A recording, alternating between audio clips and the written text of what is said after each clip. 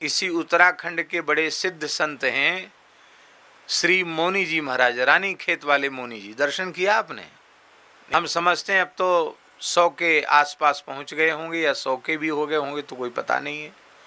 शतायुष्य प्राप्त कर रहे होंगे। अद्भुत संत की रहनी है।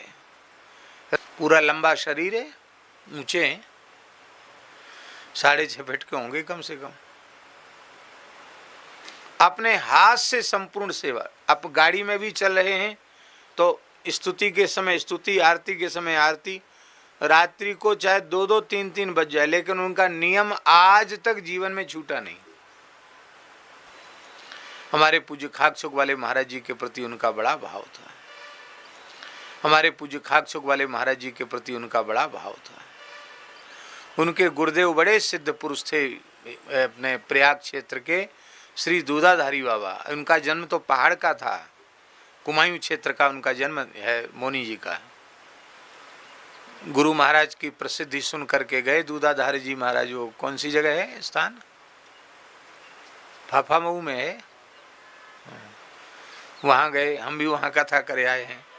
गुरु जी का तो लोग कहते थे कि इनकी उम्र का ही कोई ठिकाना नहीं है, इनकी उम्र का कोई ठिकाना नहीं। वो वस्तुतः ऐसे ही थे वो, क्योंकि एक एक परिवार की प्रयाग क्षेत्र की 10-10 पीढ़ी देखी थी उन्होंने। तो 10 पीढ़ी देखने वाला कितनी उम्र का होगा, विचार करो आप। दूध ही ग्रहण करते थे, दूधाधारी महापुरुष थे और बड़े अच्छे संत थे। अपने पूरे जीवन में एक ही शिष्य बनाया, वही मौनी जी को। चेला दूसरा बना ही नहीं, न गृहस्थी बनाया न विरक्त, एक ही विरक्त शिष्य बनाया।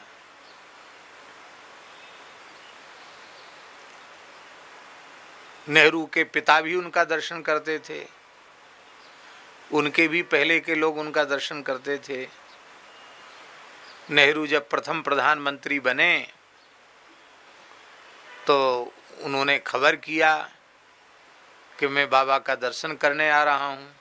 सत्य घटना है बाबा ये महाराज जी। तो उन्होंने कहा कि मेरे पास आए। उनके पास अब तो सड़क बन गई, उस समय तो सड़क भी नहीं थी जहाँ वो रहते थे, गंगा जी के कछार में। तो बोले हमारे पास आते उसका अनिष्ट हो जाएगा, कह दो उसको। अब गृहस्थी तो बेचारे इसलिए जाते हैं कि हमको कुछ लाभ मिलेगा। बाबा जी कहें अनिष्ट हो जाएगा तो क्यों आएगी? सिद्ध पुरुष से नहीं आए, किसी से कोई मतलब नहीं रखते थे।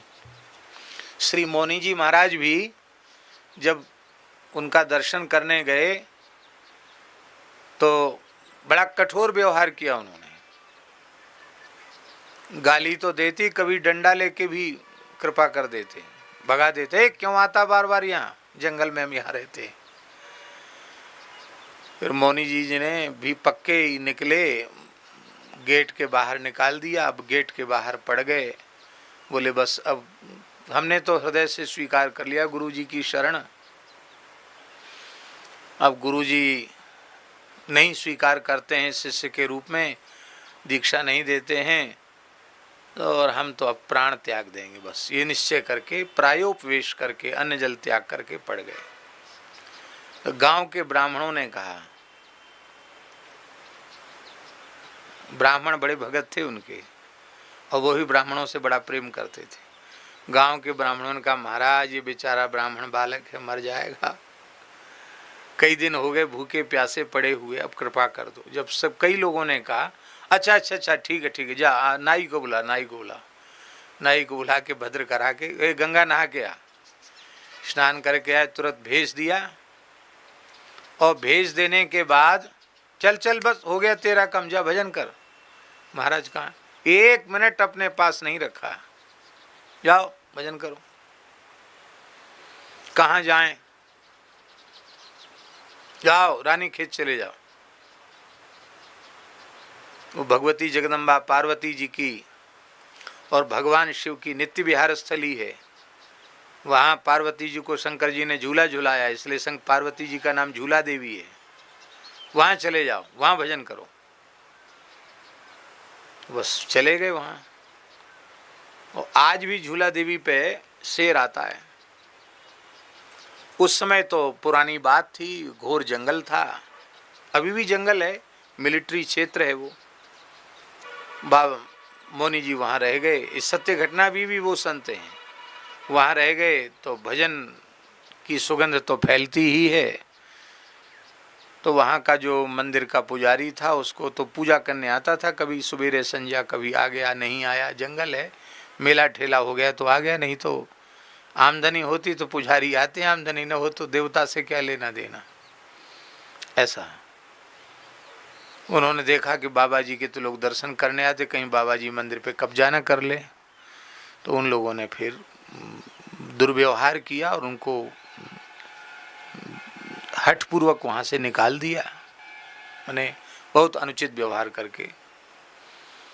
अब वो अनुष्ठान लेके बैठे थे कि इतना जप करके तब आसन उठाएंगे, लेकिन अब बहुत विघ्न आ गया बीच में।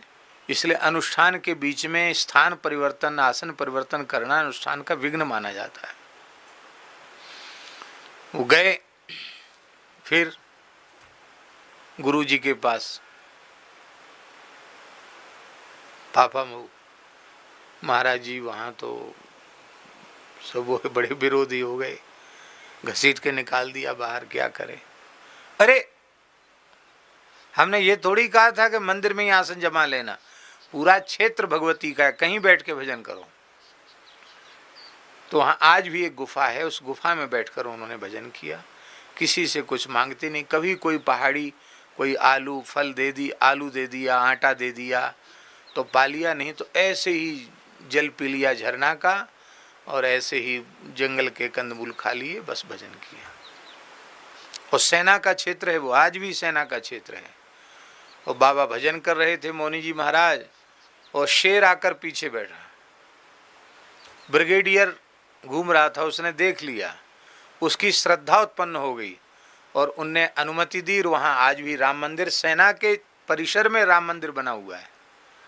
ये पूरे भारत का एक स्थान है जो सेना के बीच में विरक्त साधु का स्थान बना हुआ है।